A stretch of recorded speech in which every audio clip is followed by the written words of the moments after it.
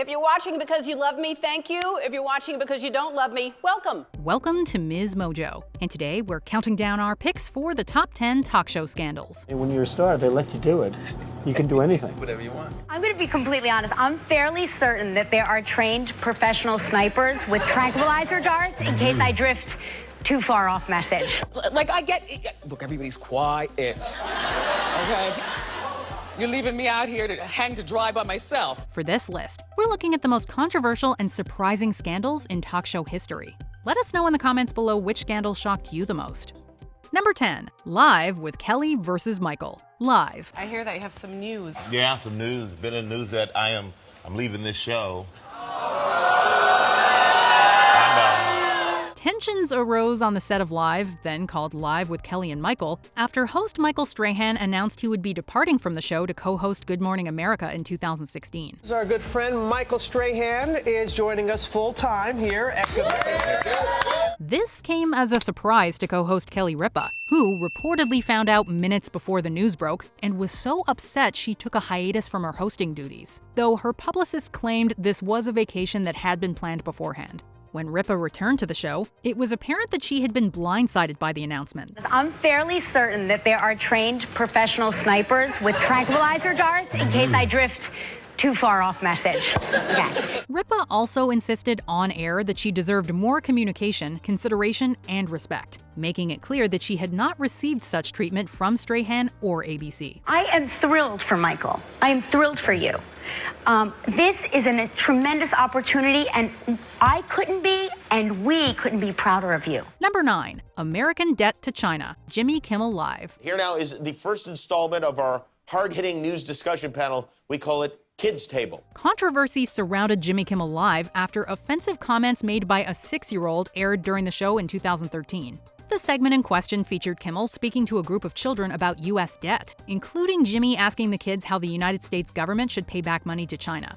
Said 6-year-old boy suggested that the U.S. should commit violent acts on the population of China as repayment. Okay, that's an interesting idea. The comments sparked outrage with viewers and led to protests by Chinese American groups outside of ABC's headquarters. Following the controversy, Kimmel apologized directly to the protesters, as well as on his show. Should this country be forced to pay our own debts? Yes! Yeah, but you just said kill everyone in China a little while ago. What happened to that? Number 8, her comments on HBCUs, The Wendy Williams Show. Wendy Williams is no stranger to controversy, and she found herself mired in controversy yet again after making comments about historically black colleges and universities, as well as the National Association for the Advancement of Colored People in 2016. Look, everybody's quiet. Okay? You're leaving me out here to hang to dry by myself. During a segment on her show called Hot Topics, Williams discussed a speech made by actor Jesse Williams at the BET Awards. We're done watching and waiting while this invention called whiteness uses and abuses us, burying black people out of sight and out of mind while extracting our culture, our dollars, our entertainment like oil, black gold. While she stated the speech was, quote, poignant, she went on to claim that she would be offended if, quote, I would be really offended if there was a school that was known as an historically white college.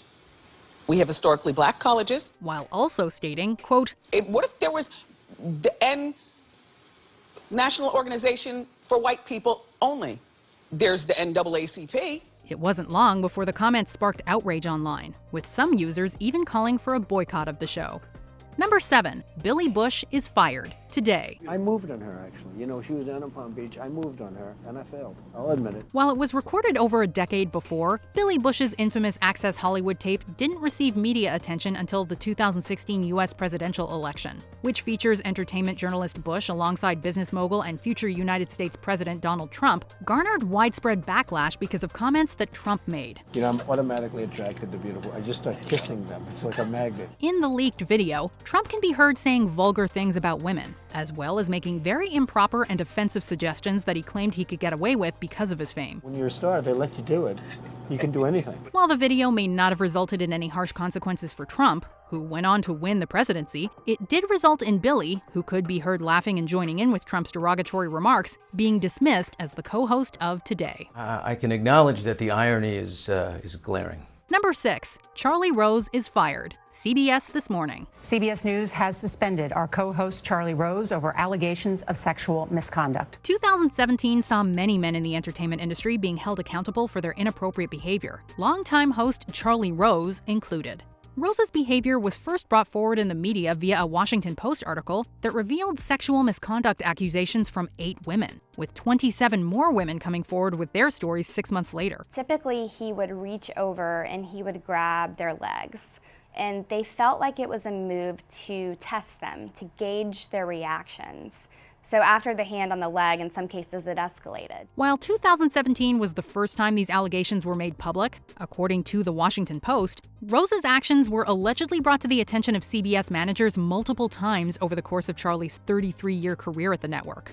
Charlie was promptly fired from PBS, where he co-hosted Charlie Rose, and CBS, where he hosted CBS This Morning and was a correspondent for 60 Minutes. And instead of using that time to work on himself and find out why he'd been displaying this behavior this entire time, he's been trying to figure out how he can come back. Number 5. David Letterman's affairs. Late Show with David Letterman. I have a little story that I would like to tell you and the home viewers as well. Do you feel like a story? In a rare personal moment, beloved host David Letterman took to his show to reveal to his audience that he'd had multiple extramarital affairs with his female staff members in 2009. There's a letter in the package, and it says that I know that you do some terrible, terrible things. While he shied away from going into detail about them, he did discuss that he was being blackmailed and extorted by someone who had claimed they knew about Letterman's bad behavior. And he's going to take all of the terrible stuff that he knows about my life. And he seems to, in this packet, there seems to be quite a lot of terrible stuff he knows about. And he's going to put it into a movie unless I give him some money. The blackmailer, who was revealed to be a CBS producer and an ex-boyfriend of one of the women who Letterman had relations with, asked Dave for $2 million to keep the information a secret.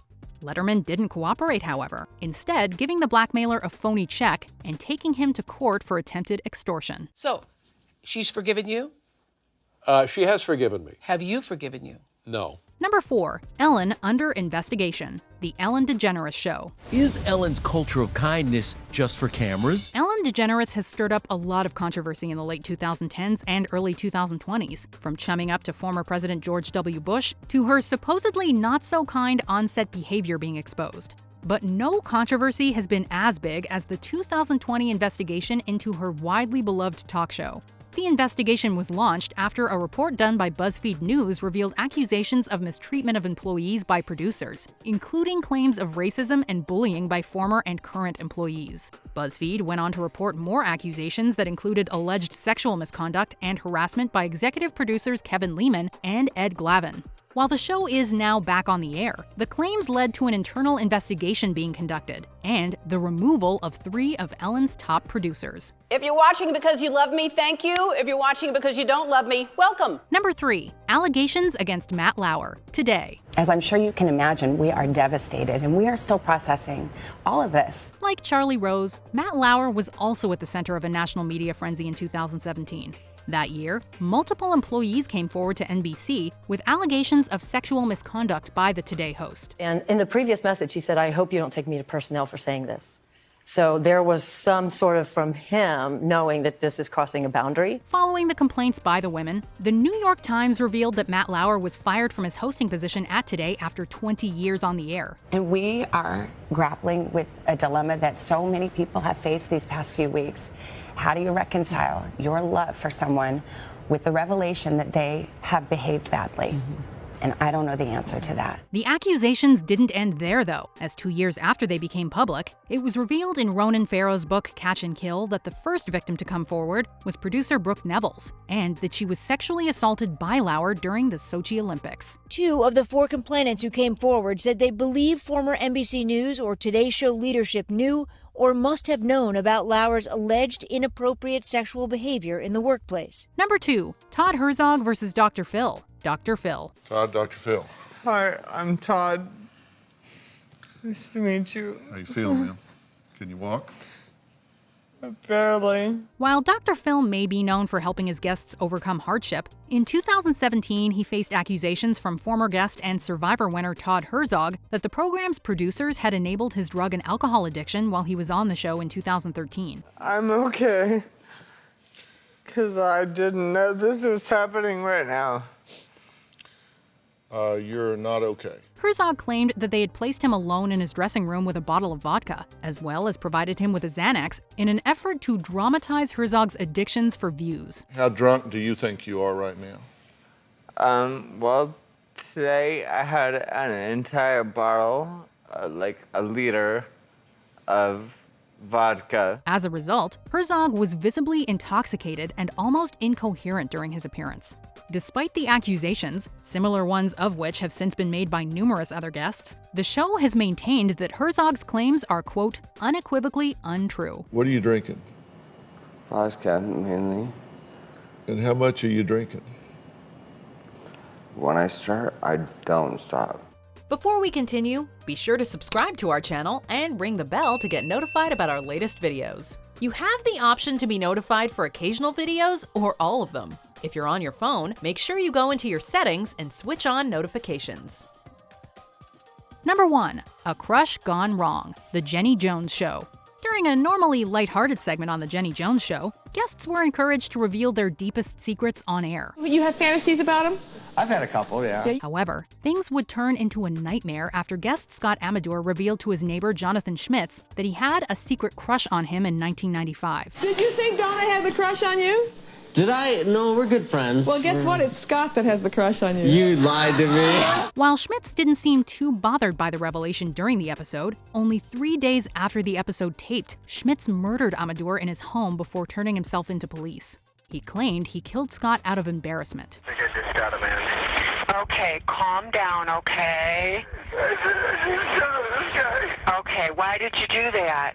Because he took me on national TV and he's up on the street. Jonathan was subsequently found guilty of second-degree murder and served 22 years in prison. While the Jenny Jones Show episode itself never aired, and the program fought its own legal battle with the Amador family, which it eventually won in 2002.